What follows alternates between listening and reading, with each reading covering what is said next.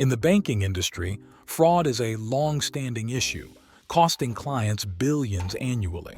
It's become so commonplace that it hardly shocks us anymore.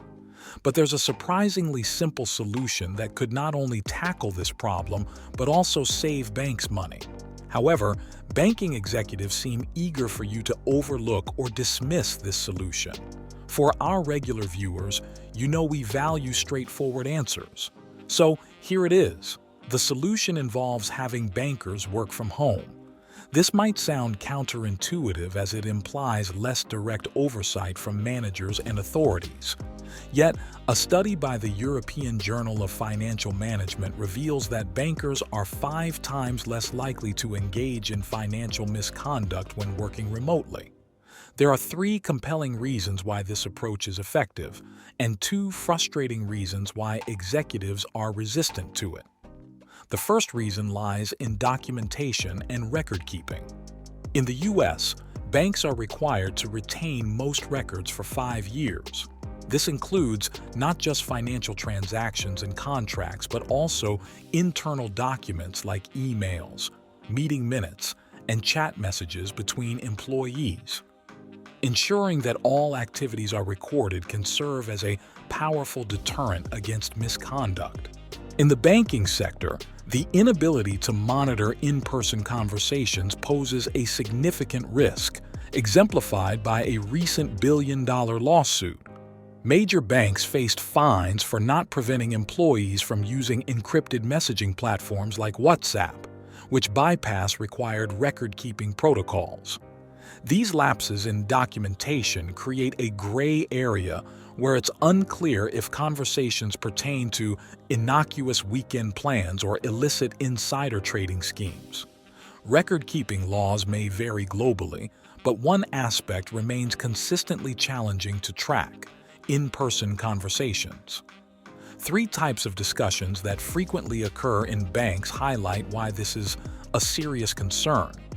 First, there are interactions where bank managers, driven by performance goals, pressure their staff to act more like salespeople than financial advisors. This behavior often occurs in private meetings, pushing employees to sell products like credit cards or loans which may not align with clients' best interests. Such pressure to meet unattainable targets transforms bank branches into aggressive sales floors. Second, insider trading poses a significant issue. Bank employees, even at junior levels, are often privy to material non-public information. Regular operations require businesses to share sensitive data with banks, making it easy for bankers to predict whether a company will exceed or fall short of market expectations in upcoming financial reports. These types of unrecorded conversations present a substantial challenge to maintaining ethical standards and preventing financial misconduct within banks. Insider trading is a persistent problem in banking, often occurring because the potential gains outweigh the risks. A junior analyst in corporate services, with an annual salary ranging from $80,000 to $150,000, could potentially achieve returns of 50% or more through insider trading. By investing just $1,000 yearly into a portfolio with such returns, one could become a millionaire in 12 years, far outpacing the savings potential of their salary. However, these individuals can't directly act on this information due to traceability risks. Instead, information is often exchanged through informal post-work conversations on a reciprocal basis, making it challenging for authorities to track and prosecute. When opportunities for in-person mingling are reduced, such as with remote working, the relationships necessary for insider trading are harder to establish and carry greater risks, leading to a decrease in such activities. The third type of problematic conversation involves covering up negligence. Banking is fraught with complex procedures and policies that are not always followed perfectly. In face-to-face interactions, it's easier for bank staff to lie about oversights when there's no record of meetings. In contrast, When communications are recorded, it becomes more difficult to conceal these minor transgressions, allowing for appropriate remedies without harm to the bank or counterparties. There's a misconception that bank executives prefer in-office work to maintain these unethical practices. However, according to a study by the Oxford Business Law blog and Citadel Securities, it's often the junior executives, not the senior ones or the C-suite, who engage in insider trading. Senior bank executives and C-suite members face intense scrutiny from both internal compliance and external authorities, making it difficult for them to personally profit from insider trading. In the banking sector, executives above a certain level are mandated to pre-plan trades with the SEC and disclose their transactions publicly. They could relay information to friends and family, but these individuals are also under close surveillance. For it to be worthwhile for executives, who often earn millions in annual compensation, the trades would need to involve substantial sums, and such activities are easily traceable. The primary reason banking executives are hesitant to adopt a work-from-home model is not what one might expect. The monitoring systems in place are, ironically, too effective. These systems are often utilized to identify potential internal threats, such as employees collecting contacts to start a competing business. The prevalence of quiet, unrecorded conversations in banking primarily stems from the low prosecution rates of such misconduct. There's a running joke in finance circles that you should never hire someone convicted of insider trading, not because they broke the law, but because you don't want someone on your team who was careless enough to get caught. When staff work in an office, it's easier to conceal misconduct with most of it going unnoticed. In contrast, a monitored remote working environment forces all interactions to go through official channels. What could have been a discreet conversation with a manager becomes a process involving compliance departments.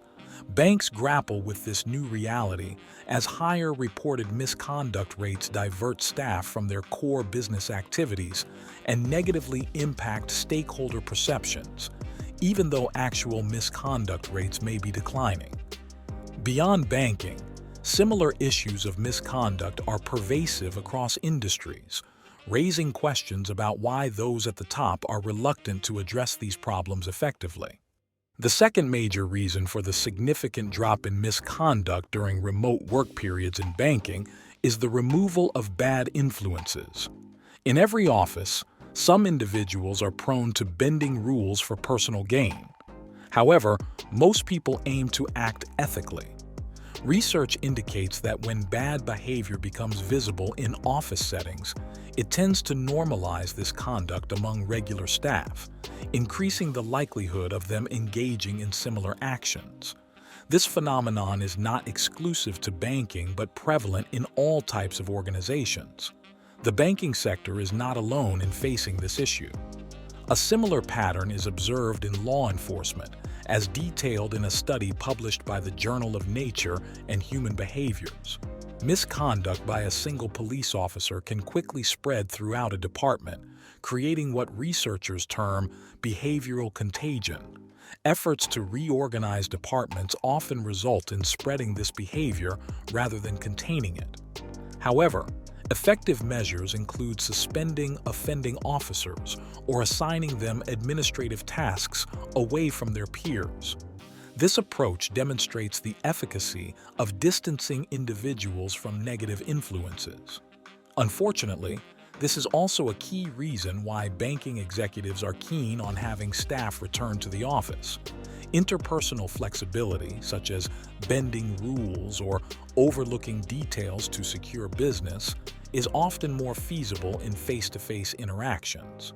J.P. Morgan's CEO, Jamie Dimon, for instance, cited losing business to competitors who met clients in person as a reason to end remote work.